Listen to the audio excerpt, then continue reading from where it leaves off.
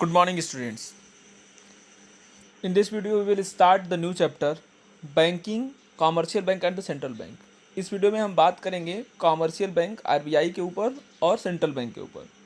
आइए commercial bank के बारे में थोड़ी स्टडी कर लेते हैं, देखते हैं क्या है। बोला है commercial bank is an institution which perform the function of accepting deposit, granting loans and making investment with the aim of earning profit. बोला है कॉमर्शियल बैंक से तात्पर्य है उस तरह के इंस्टीट्यूशन से, उस तरह के फाइनेंशियल इंस्टीट्यूशन से जो कि लोगों से पैसा जमा करवाता है, मतलब लोगों का पैसा अपने पास रखता है, डिपॉजिट एक्सेप्ट करता है, लोगों को समय समय पे लोन देता है, इन्वेस्टमेंट वगैरह करता रहता है, निवेश वगैरह करता रहता है ताकि वो प्रॉफिट कमा सके। तो ऐसा फाइनेंशियल इंस्टीट्यूशन जो लोगों से डिपॉजिट एक्सेप्ट करे, लोगों को लोन्स वगैरह दे, लोग जगह जगह अलग अलग प्रोजेक्ट में इन्वेस्टमेंट करे ताकि वो प्रॉफिट कमा सके, इस तरह के फाइनेंशियल इंस्टीट्यूशन को हम कमर्शियल बैंक कहते हैं। फिर अब आता है बारोइंग रेट। बोले the rate of interest at which commercial bank accept deposit. जिस रेट पे कॉमर्शियल बैंक लोगों से पैसा लेता है, जैसे आप पैसा जमा करते हैं तो अगर आप 100 रुपये जमा किए तो सालाना आपको 6 रुपये एडिशनल 106 रुपये आपको एक साल के बाद मिलेगा।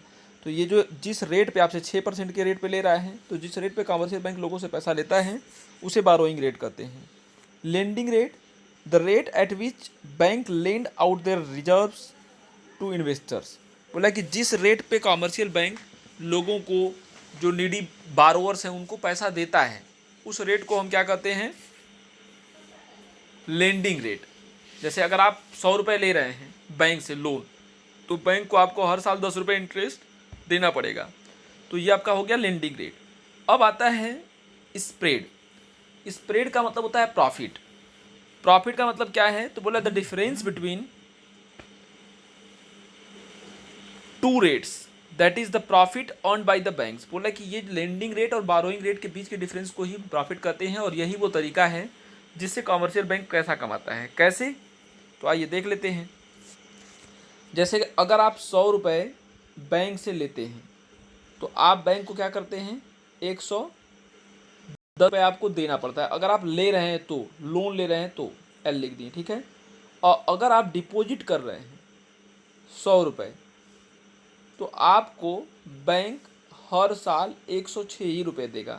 तो ये 4 रुपये का गैप जो आ रहा है, मतलब जब देने की बारी आ रही है तो 6 रुपये एडिशनल दे रहा है 100 रुपये पे, और लेने की बारी आ रही है तो क्या कर रहा है? 10 रुपये ले रहा है। तो 10 और 6 के बीच में जो डिफरेंस है वो क्या है आपका? 4 रुपये क्या होता है? प्रॉफिट होता है। तो यही बारोइंग रेट और लेंडिंग रेट के बीच के डिफरेंस को हम क्या कहते हैं बेटा? प्रॉफिट कहते हैं, ठीक है, जिसको हम स्प्रेड भी बोलते हैं। तो ये था आपका बारोइंग रेट, लेंडिंग रेट और स्प्रेड। अब आता है फंक्शन ऑफ कॉमर्शियल बैंक। बोला है कि अगर हम कॉमर्शियल बैंक के कार्यों को समझें तो इन कार्यों को दो भागों में वर्गीकृत किया गया है, दो भागों में क्लासिफाइड किया गया है। पहला आपका है प्राइमरी फंक्शन और दूसरा होता है सेकेंडरी फंक्शन। तो आइए प्राइमरी फंक्शन को देखते हैं पहले। बोला है कि प्राइमरी फंक्शन में दो चीज़ें आती हैं, एक आपका आता है एक्सेप्टिंग डिपॉजिट, दूसरा होता है एडवांसिंग लोन। बैंक का जो प्राइमरी फंक्शन है वो क्या है? लोगों से डिपॉजिट एक्सेप्ट करना और लोगों को लोन देना whenever they want. Accepting deposit में क्या है? It is the most important function of commercial banks. They accept deposit in several forms according to requirement of the different section of the society. The main kinds of deposit are. बोला accepting deposit क्या है? Deposit accept करना bank का सबसे important function है, और bank लोगों से पैसा लेता है अलग अलग फॉर्म में।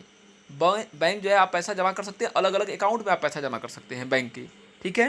तो जैसी आपकी मतलब इच्छा है, जिस तरह की आपकी नीड है, समाज के जो भी एलिमेंट्स हैं, मतलब लोग या फिर फाइनेंशियल इंस्टीट्यूशन चाहे जो भी हो, जो पैसा जमा करना चाहता है और अपने आवश्यकता अनुसार जिस तरह के अकाउंट में वो जमा करना चाहता है उस तरह के अकाउंट में वो जमा कर सकता है। मेनली कुछ टाइप्स के अकाउंट्स बैंक में फैसिलिटेट किए जाते हैं बैंक के द्वारा, ताकि आप उसमें जो है पैसा जमा कर सकें। जिसमें पहला ये टॉपिक हमने बेटा जो है उसमें भी पढ़ा है, 11th के बिजनेस स्टडी में। 11th के बिजनेस स्टडी में भी हमने पढ़ा है। तो आइए देखते हैं। पहला आपका दिया है करेंट अकाउंट डिपॉजिट और demand deposit. Current account deposit और डिमांड डिपॉजिट के बारे में बता रहा है कि this deposit refers to those deposit which are repayable by the bank on demand. बोला है कि करेंट अकाउंट डिपॉजिट या फिर डिमांड डिपॉजिट की अगर हम बात करें तो ये वो डिपॉजिट हैं, ये वो पैसा है जो लोग जब चाहें उनकी डिमांड पे लोगों को पैसा बैंक को पेड करना पड़ेगा। जैसे अगर आप करेंट अकाउंट में पैसा पे कर रहे हैं, वैसे हमने पढ़ा है कि ये 11th में कि करेंट अकाउंट ऐसा अकाउंट होता है जिसमें आप जो है एक दिन में कई बार पैसा निकाल सकते हो और कई बार डाल सकते हैं। बैंक आपको इसमें जो है कोई इंटरेस्ट रेट नहीं देता है, बल्कि कुछ सर्विस चार्ज काटता है, चेक फैसिलिटी वगैरह मिलती है। तो 11th का ये कॉन्सेप्ट है, फिर इसी को थोड़ा सा एक्सटेंड कर दिया है। तो आइए देखते हैं। बोला है करेंट अकाउंट डिपॉजिट या फिर आप डिमांड डिपॉजिट इसको कह सकते हैं। ये वो डिपॉजिट है जिसको जब चाहे कस्टमर निकाल सकता है, सिंपल चेक से या फिर एटीएम से या जिन चीज़ों से वो जो है क्या कर सकता है, पैसा निकाल सकता है। इसके बारे में कुछ और बातें बता रहा है कि deposit are generally maintained by businessman with the interest of making transaction. बोला है कि इस तरह की डिपॉजिट, इस तरह का पैसा कौन जमा कर सकता है, तो ज़्यादातर व्यवसायी लोग जो डिपॉजिटर्स जो इसके हैं वो कौन से हैं, बिजनेसमैन हैं, और जो कई बार ट्रांजेक्शन वगैरह करते हैं वही इस तरह की डिपॉजिट का यूज़ करते हैं।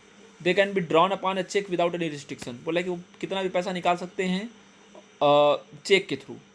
Bank do not provide any interest on these account. Bank क्या करता है, इस पर किसी तरह का एक इंटरेस्ट नहीं पेड करता है, बल्कि कुछ इंटरेस्ट चार्ज भी करता है। तो ये आपका है आपका पहला करेंट अकाउंट डिपॉजिट। अब आपको एक फिक्स डिपॉजिट बता रहा हूँ, उसके बाद जो है आगे प्रोसीड किया जाएगा। फिक्स डिपॉजिट के बारे में बता रहा है कि it refers to those deposit in which the amount is deposited with the bank for a fix period of time. बोला ऐसा पैसा जिसको हम कुछ निश्चित समय के लिए, कुछ पर्टिकुलर समय के लिए जो है जमा करते हैं, और उस पैसे को हम तभी निकाल पाएंगे जब वो समय आपका पूरा हो जाएगा, तभी जाके हम उस पैसे को निकाल पाएंगे। उसको हम क्या करते हैं, फिक्स डिपॉजिट करते हैं। बोला कि such deposit do not enjoy chequeable facility. इसमें आपको चेक की फैसिलिटी नहीं मिलती है, क्योंकि आप 5 साल 10 साल जितने साल के लिए जमा कर रहे हैं उसके बाद ही आप पैसा निकाल पाएंगे। तो चेक की फैसिलिटी इसमें नहीं मिलती है। जनरली रेट ऑफ इंटरेस्ट क्या होता है, इसमें हाई होता है। एक और आपको डिपॉजिट बता दे रहा हूँ, सेविंग डिपॉजिट। बोला है कि ये क्या है, करेंट और फिक्स डिपॉजिट का कॉम्बिनेशन है। The debtor are given cheque facility to withdrawn money from their account. इसमें डेटर को, जो जमा करने वाला व्यक्ति है, उसको चेक की फैसिलिटी मिलती है पैसा निकालने के लिए, लेकिन उसमें भी कुछ रिस्ट्रिक्शन होता है। आप बहुत ज़्यादा पैसा एक साथ नहीं निकाल सकते हैं, और कई बार एक दिन में नहीं निकाल सकते हैं। रेट ऑफ इंटरेस्ट क्या होता है, मॉडरेट होता है, ज़्यादा नहीं होता है, फिक्स डिपॉजिट की अपेक्षा कम, करेंट अकाउंट की अपेक्षा ज़्यादा। तो ये आपका है सेविंग डिपॉजिट, फिक्स डिपॉजिट और current deposit. I hope this is clear to you. In next video we will talk about advancing of loans. Okay, thank you.